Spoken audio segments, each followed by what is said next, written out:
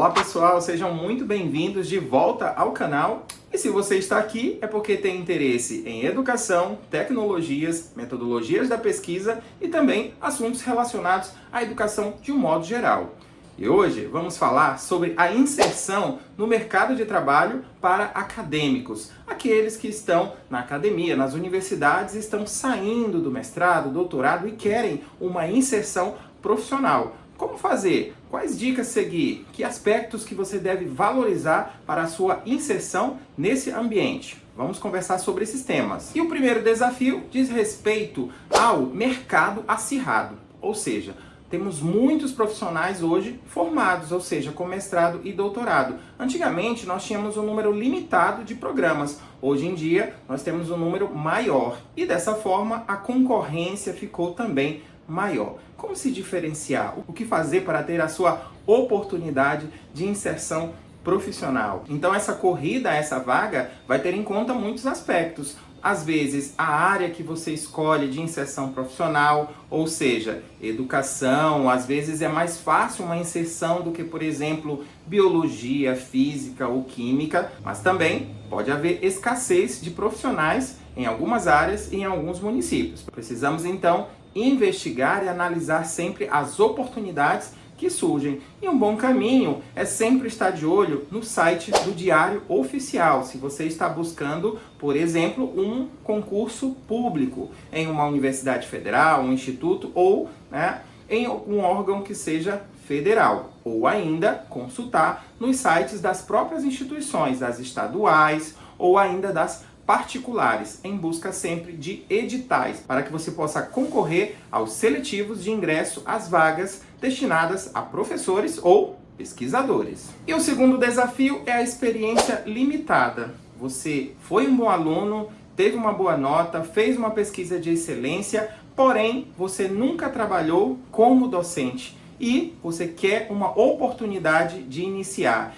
E geralmente as universidades e as faculdades que querem contratar professores, elas querem que esse professor já tenha alguma experiência. E aí, como responder a essa pergunta?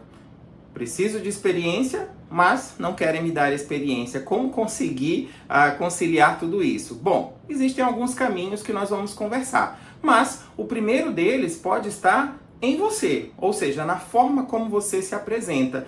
Por vezes, as pessoas quando pensam em um emprego numa faculdade ou numa universidade, vão lá e entregam o currículo na portaria. Não faça isso, isso está tudo errado. Por que está errado? Porque às vezes esse currículo vai parar no lixo. Como que eu deveria fazer então? Bom, uma boa dica que eu já fiz e funcionou para mim no passado, pode ser que também funcione para você agora no presente. Vá até a instituição e peça para conversar com o coordenador, com o diretor, com a pessoa responsável por aquele curso. Se apresente, fale das suas qualidades, fale das suas propostas, ofereça um curso e também se disponibilize para ministrar uma palestra.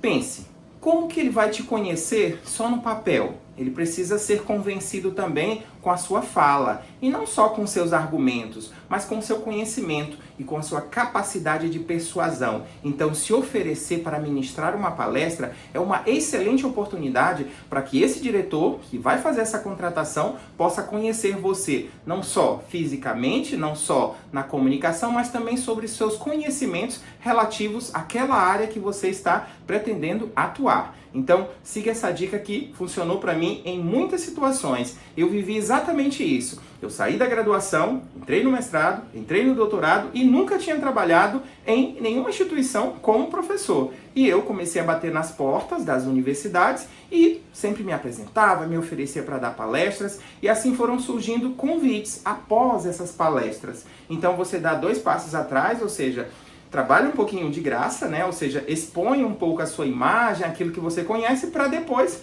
dar grandes saltos, ter oportunidades profissionais, disciplinas, tanto na graduação quanto na pós-graduação. Outro caminho é você fazer concursos públicos. Se você, por exemplo, passar num seletivo para professor substituto ou para professor efetivo, a sua experiência não vai ser levada em consideração, porque você passou nas provas escrita, prova didática e assim a vaga é sua.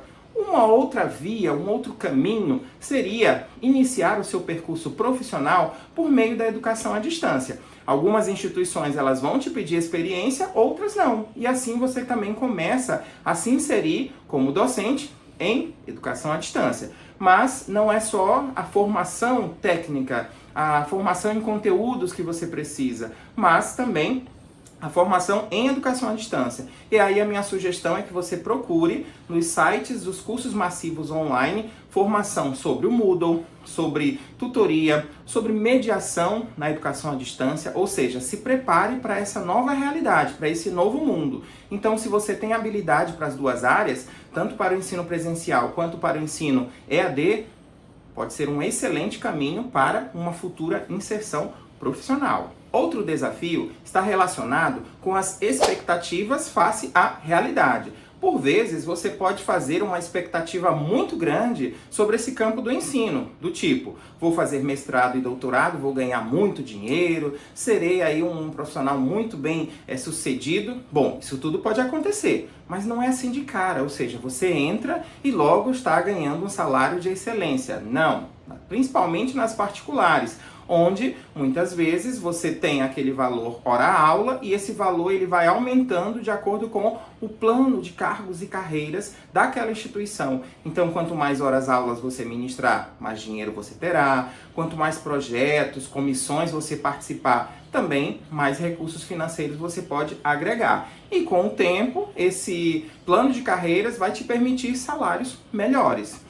Nas instituições públicas também funciona do mesmo jeito. Por mais que você tenha o doutorado, você vai entrar com um salário base e esse salário ele vai aumentando na medida em que você vai galgando mais anos de experiência e assim possa fazer a sua progressão funcional. Então, no início é um salário X e depois com o tempo esse salário pode ir aumentando. E há outros caminhos também, como bolsista produtividade, professor da educação à distância, projetos de pesquisa em órgãos de fomento e várias outras oportunidades que você vai agregando e vai compondo um salário um pouco maior. Outro desafio é a dificuldade de encontrar essas vagas, essas oportunidades. Eu até já falei anteriormente numa dica que funcionou muito para mim. Eu ia no site do Diário Oficial e colocava lá, concurso público, seletivo público, para identificar o quê? Quais são os editais que estão em vigência nas universidades federais e nos institutos federais.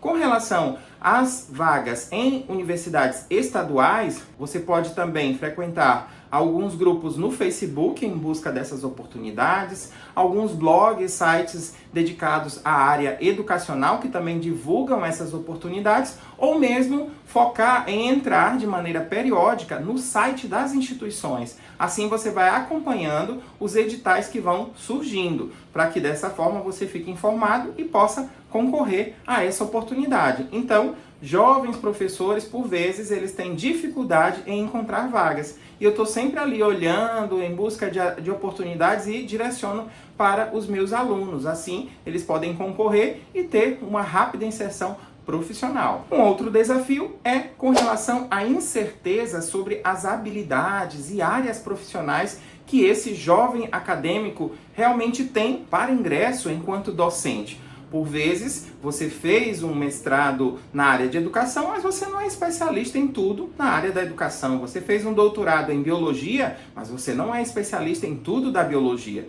Então, você precisa encontrar qual é o seu foco, ou seja, qual é a sua área, o que você gosta de trabalhar, ensinar. Jamais aceite uma vaga para uma experiência docente em que você não domina o assunto ou não tem leitura suficiente para ministrar um conteúdo. Sabe por quê?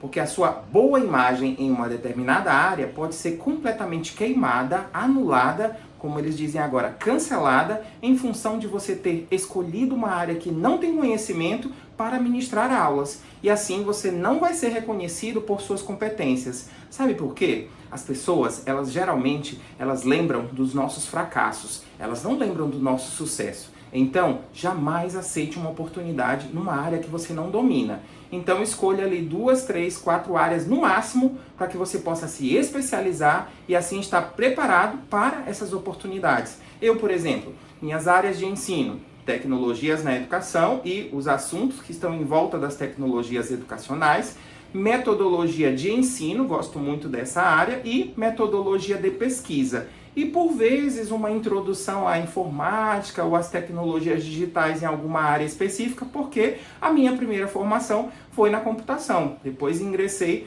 para as tecnologias educacionais. Mas como que a metodologia surgiu na minha vida? Bom, tive uma professora, tanto no mestrado quanto no doutorado, como orientadora, que era especialista em metodologia e terminei pegando um pouco essa paixão pela metodologia da pesquisa da minha orientadora. E assim também inseri essa área, né, como prática docente. Mas não sou capaz de falar sobre história da educação, filosofia da educação, por mais que eu tenha cursado essas disciplinas na graduação e na pós, não me sinto confortável para falar desses temas. Portanto, só aceito oportunidades na minha área de conhecimento, naquilo que realmente eu domino. Próximo desafio: comunicação e network. Pode ser que você seja uma pessoa tímida, mas como assim? Vai trabalhar com o ensino e é uma pessoa tímida? Gente, por mais que vocês possam pensar que isso é um absurdo, mas existem, né? Existem profissionais que são muito tímidos, retraídos, são na deles